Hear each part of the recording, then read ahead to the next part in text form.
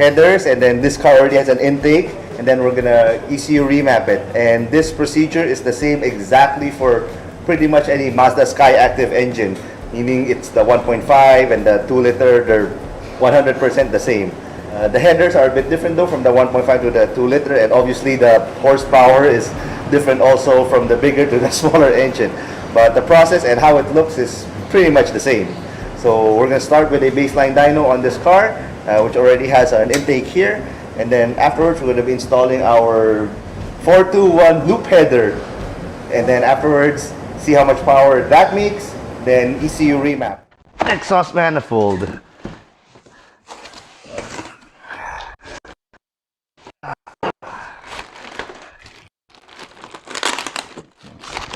Take it over. We got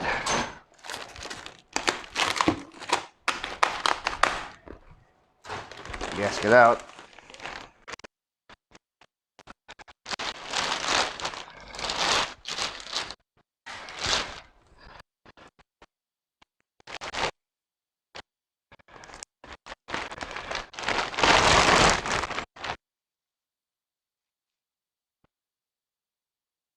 And there we are.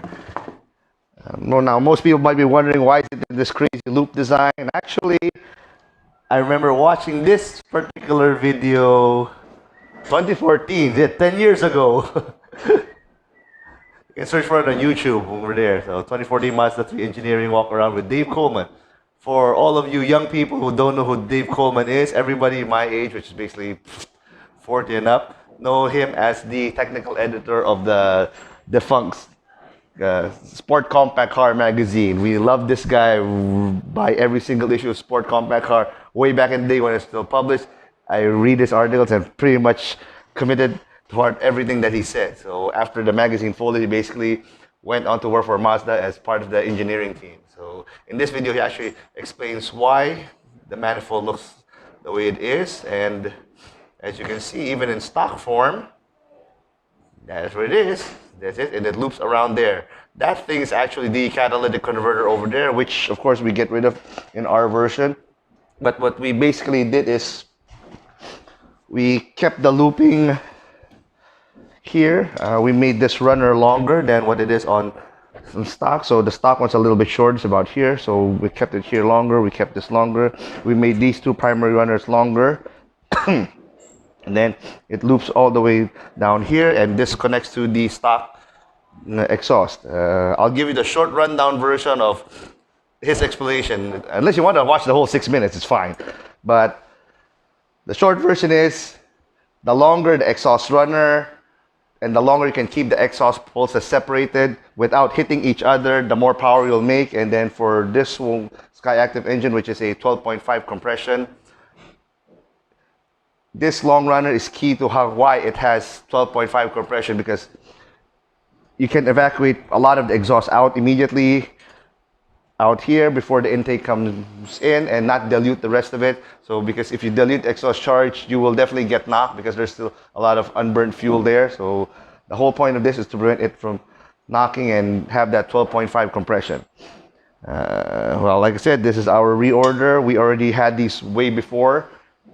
We do know the dyno numbers. We'll put it up in a while. So it's about 6 to 8 horses alone on a 2-liter Skyactiv engine, just by bolting on the header without changing anything. No tune, no remap, no nothing. Of course, if you remap it, it gets a little bit more. So that's pretty much the explanation of why this header looks kind of the way it is, kind of weird, funky, and cool. So yeah, if you have a 3-liter Skyactiv, this will fit. If you have a CX-30, this will also fit. I believe there's also a CX-5 with a 2-liter engine. This will also fit. So it fits a wide variety of 2-liter Skyactiv engines where it's installed.